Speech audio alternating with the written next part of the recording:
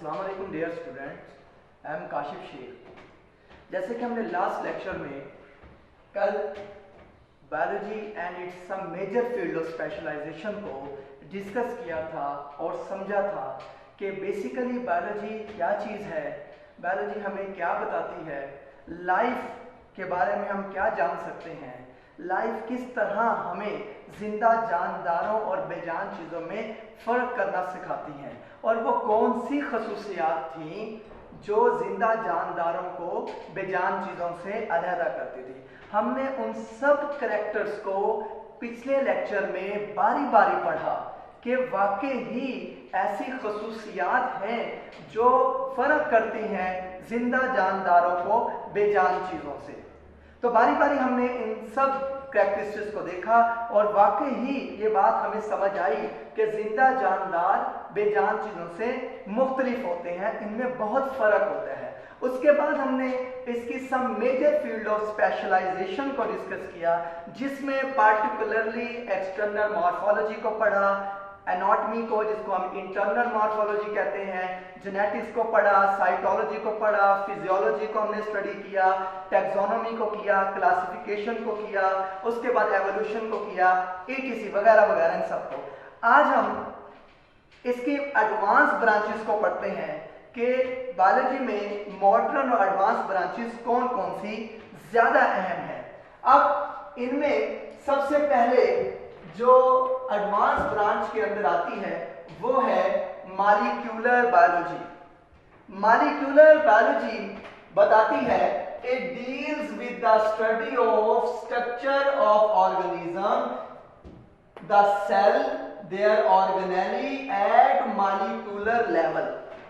यानी कि molecular biology हमें ये बताती है कि किसी भी जानदार का स्ट्रक्चर, उसका सेल, उसके ऑर्गेनेली एट मॉलिक्यूलर लेवल, यानी कि DNA और RNA लेवल तक भी हमें स्टडी करने के बताती है। मतलब कि ऐसा जानदार, उसका स्ट्रक्चर कैसा होगा, सेल कैसा होगा, प्रोकैरियोट है, यूकैरियोट है, उसके बाद ऑर्गेनेली, अगर प्रोकैरियोट है तो उसके अंदर ऑर्गेनेली बहुत कम पाई जाती है, अगर यूकैरियोट है तो उसके अंदर बहुत सारी मेम्ब्रेनियस ऑर्गेनेली पाई जाती हैं और हर ऑर्गेनेली अपना एक स्पेसिफिक फंक्शन प्ले करती है। उसके बाद मॉलिक्यूलर लेवल है, यानी कि DNA से कैसे RNA बन जाता है, RNA से कैसे प्रोटीन बन जाती है, जिसको हम सेंट्रल डोग्मा का नाम देते हैं। ये तमाम चीजें मॉलिक्यूलर बायोलॉजी के अंदर आती हैं। उसके बाद एनवायरमेंटल बायोलॉजी है। Environmental biology, it is the study of organism in relation to their environment। यानी कि ये वो मताला है जो जानदार का माहौल के साथ ताल्लुक को बताती है, यानी कि जानदार का अपने माहौल के साथ क्या ताल्लुक है। It is also include interaction of organism. ये भी बताती है कि ऑर्गेनिज्म का ताल्लुक क्या है, खास तौर पर specially human to their inorganic और ऑर्गेनिक इन्वायरमेंट में, यानी कि जानदार अपने माहौल में किस तरह रहता है, किस तरह दूसरे जानदारों के साथ ताल्लुक बनाता है और किस तरह वो अपनी जिंदगी को गुजारता है। एनवायरमेंटल बायोलॉजी के बाद नेक्स्ट ब्रांच है microbiology. It is the study of micro organism like virus, bacteria, protozoa जिसमें अमीबा, पैरामीशियम वगैरह आ जाते हैं, and the microscopic algae and the fungi. अब ये माइक्रो ऑर्गेनिजम्स के बारे में बता रहा है। माइक्रो ऑर्गेनिज्म इंतहाई छोटे जानदार होते हैं, इंतहाई छोटे जानदार जिन्हें हम अपनी आंख से नहीं देख सकते, वो सिर्फ माइक्रोस्कोप के ही जरिए नजर आ सकते हैं। अब इनकी स्टडी करना, इनका स्ट्रक्चर कैसा है, ये किस तरह अपनी आबादी आगे बढ़ाते हैं, ये कैसे बीमारियां फैलाते हैं, ये सारी चीजें माइक्रोबायोलॉजी के अंदर आती हैं। उसके बाद नेक्स्ट है जिसे हम कहते हैं fresh water biology. It deals with the study of life in fresh water bodies. अब फ्रेश वाटर बॉडीज किसे कहते हैं, जैसे कि रिवर्स, जैसे कि लेक्स वगैरह वगैरह। and also their physical and chemical parameter in fresh water bodies. मतलब समझाने का ये है कि it deal with the study of life in fresh water bodies, rivers, lakes and also their physical and chemical parameters in fresh water bodies.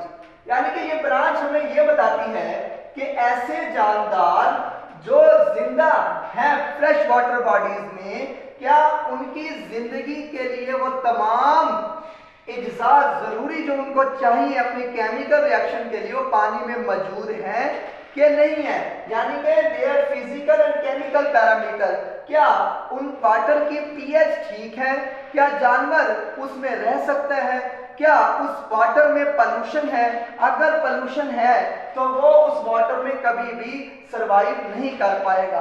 तो इस तरह study करना वाटर को कि उसकी केमिकल और फिजिकल प्रॉपर्टीज को जानना क्या है कि वो मौजू है जानदारों के लिए, तो ऐसी स्टडी को हम फ्रेश वाटर बायोलॉजी कहते हैं। Marine biology, it is the study of life in marine water. ये मुताला है जिंदा जानदारों का या जिंदगी का मैरीन वाटर में, जिसको हम सी भी कहते हैं और ओशन भी कहते हैं। सी को हम बहीरा कहते हैं, ओशन को हम बहर कहते हैं। ओशन बड़ा होता है, सी छोटा होता है। And include the physical and chemical characters of the sea. अब ये हमें क्या बता रही है कि ये वो मुताला है जो मैरीन वाटर में जानदारों के बारे में बताया जाता है कि आया कि मैरीन वाटर में वो तमाम अज्जा जो तयन करते हैं जिंदा जानदारों को गुजारने के लिए, आया कि वो काफी हैं। क्या वाटर के अंदर पीएच ठीक है, क्या वाटर के अंदर पोल्यूशन तो नहीं, क्या तमाम जानदार अपने तमाम न्यूट्रिएंट जो उनको केमिकल रिएक्शन के लिए जरूरी है वो अवेलेबल हैं कि नहीं है। उसके बाद नेक्स्ट हमारे पास जो ब्रांच है उसका नाम है parasitology. It is the study of parasites. It includes structure, mode of transmission, life histories and host parasite relation under the parasitology. यानी कि ये हमें ब्रांच क्या बताना चाह रही है, ये वो मुताला है जो पैरासाइट्स के मुतालिक होता है।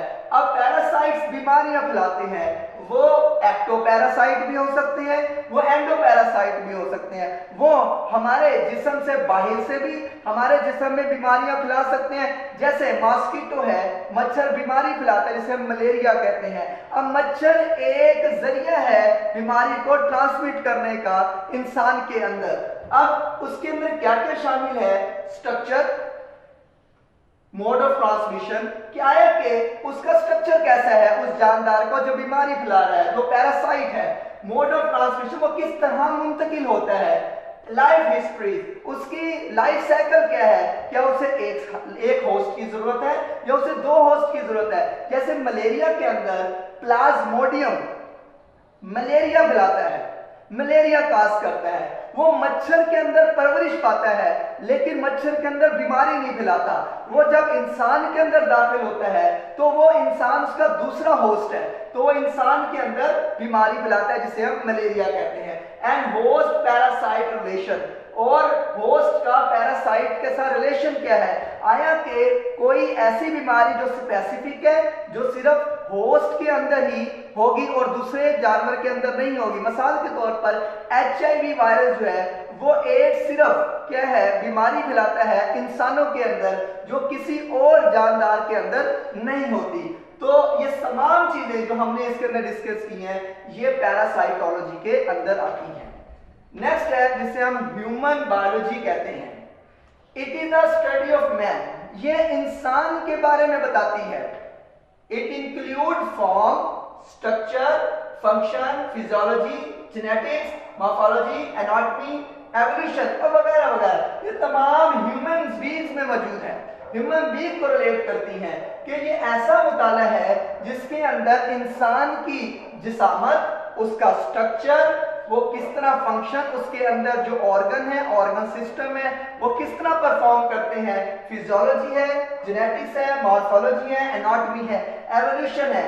ये तमाम चीजें ह्यूमन बायोलॉजी के अंदर आती हैं। नेक्स्ट हमारे पास है जिसे हम सोशल बायोलॉजी का नाम देते हैं। नेक्स्ट हमारे पास ब्रांच है जिसे हम सोशल बायोलॉजी का नाम देते हैं। It deals with the study of social behaviour and communal life of human beings, यानी कि ये हमें बताती है समाजी बर्ताव और इकट्ठे रहना एक कम्युनिटी के अंदर इंसान का, कि इंसान का दूसरों के साथ रवैया कैसा है, इंसान का अपनी कम्युनिटी में क्या रोल है, इंसान का स्टेटस क्या अपनी कम्युनिटी में, और उसका रहना, उसका बर्ताव, ये सारा कुछ सोशल बायोलॉजी के अंदर आता है। लास्ट में हम देखेंगे कि बायोटेक्नोलॉजी क्या चीज है। बायो जिंदा जानदारों को कहते हैं, टेक्नोलॉजी तरीकेकार को कहते हैं कि ऐसा तरीकेकार जो बुरेकार लाया जाए जिससे हम जिंदा जानदारों को इस्तेमाल कर कर ऐसे प्रोडक्ट्स बनाएं जो इंसान की फलाह बहबूद के लिए जरूरी हैं। It deals with the use of living organism, system और processes in manufacturing and service industry, यानी कि ये ब्रांच हमें ये बताती है कि किस तरह हमने जिंदा जानदारों को, उनके स्ट्रक्चर को इस्तेमाल करना है और किस तरह उनके प्रोसेसेस को हमने यूज कर कर हमने ऐसे प्रोडक्ट्स बनाने हैं जो इंसान की फलाह बहबूद के लिए बहुत जरूरी है। जैसे कि इंसुलिन एक बायोटेक्नोलॉजी का सबसे पहला प्रोडक्ट है जो कि डायबिटीज के पेशेंट्स के लिए होते हैं, जिसे हम शुगर के पेशेंट्स कहते हैं। तो इस तरह जिस तरह जो हम बायोलॉजी में बायोटेक्नोलॉजी को डिस्कस कर रहे हैं, तो बायोटेक्नोलॉजी में हम प्रोडक्ट बनाने के लिए जैसे कि इंसुलिन को हम बैक्टीरिया को यूज करते हैं, तो इस तरह स्टडी जिसमें ये तमाम चीजें हों हम उसे बायोटेक्नोलॉजी का नाम देते हैं।